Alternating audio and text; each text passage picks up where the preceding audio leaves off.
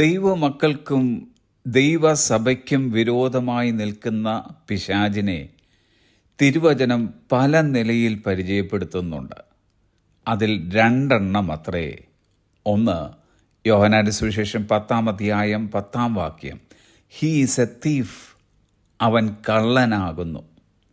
രണ്ട്, യോഹന്നാന്റെ സുവിശേഷം 8-ാം അധ്യായം 44-ാമത്തെ വാക്യം, he is A layer and the father of it, അവൻ കള്ളം പറയുന്നവനും അതിൻ്റെ അപ്പനുമാകുന്നു. കള്ളൻ രണ്ട് വിധത്തിലാണ് മോഷണം നടത്തുന്നത്. ഒന്ന്, ആരും കാണാതെ ഇരുട്ടിൻ്റെ മറവിൽ നിന്നും മോഷ്ടിക്കുന്നു. രണ്ട്, ഉടമസ്ഥരെ ബന്ധിതരാക്കിയതിനു ശേഷമോ അല്ലെങ്കിൽ അവരെ കൊല നടത്തിയതിനു ശേഷമോ മോഷണം നടത്തുന്നു. തിരുവചനം പരിചയപ്പെടുത്തുന്ന കള്ളൻ്റെ പ്രത്യേകത, The thief comes for to steal and to kill and to destroy. അവൻ മോഷ്ടിപ്പാനും അറുപ്പാനും മുടിപ്പാനുമായി കടന്നു വരുന്നു. കരുണ എന്നൊന്നത് അവന് ലേശമില്ല. ദയ കൂടാതെ അവൻ പെരുമാറുന്നു. ക്രൂരകൃത്യങ്ങൾ നടത്തുവാൻ അവന് യാതൊരു മടിയുമില്ല. അവൻ ഇതിനോടകം വകവരുത്തിയിരിക്കുന്നവർ അനേകരാണ്. ദൈവമക്കൾക്കുള്ള സ്വർഗീയ സമ്പത്ത് അപഹരിക്കുക എന്നതാണ് പിശാചെന്ന കള്ളൻ്റെ പ്രധാന ദൗത്യം.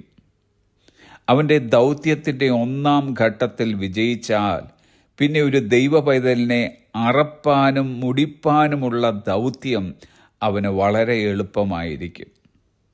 പിശാചിൻ്റെ ഈ തന്ത്രം നന്നായി മനസ്സിലാക്കി ഓരോ ദൈവ പൈതലും പിശാചെന്ന കള്ളന് ഇടം കൊടുക്കാതെ അവരവരുടെ കോട്ട കാത്തുകൊള്ളേണ്ടത് അനിവാര്യമായ ഒരു കാര്യമത്രേ.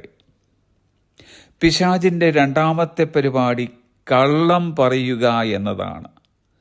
ഭൂമിയിലെ ആദ്യത്തെ കള്ളം പറഞ്ഞത് ഏദനിൽ വെച്ച് ഈ കള്ളൻ തന്നെയായിരുന്നു. കള്ളം പറച്ചലിന് തുടക്കം കുറിച്ചതുകൊണ്ട് ഇവന് ഫാദർ ഓഫ് എ ലയർ, ബോഷ്കിൻ്റെ അപ്പൻ എന്ന അപരനാമം ലഭിക്കുകയുണ്ടായി. ഇവനെന്നും കള്ളം പറഞ്ഞുകൊണ്ടേയിരിക്കുന്നു. ദൈവവചനത്തെ കോട്ടിമാറ്റുന്നു.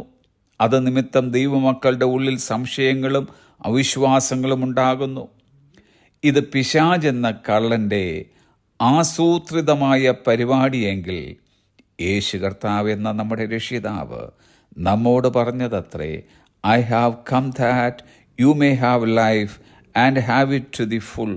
നിങ്ങൾക്ക് ജീവൻ ഉണ്ടാകുവാനും സമൃദ്ധിയായി ഉണ്ടാകുവാനും അത്രേ ഞാൻ വന്നിരിക്കുന്നത്. യേശു കർത്താവിൻ്റെ രക്തത്താൽ വീണ്ടെടുക്കപ്പെട്ടവരായ ദൈവമക്കളുടെ ഉള്ളിൽ വ്യാപരിക്കുന്നത് അവിടുത്തെ ജീവനാണ്.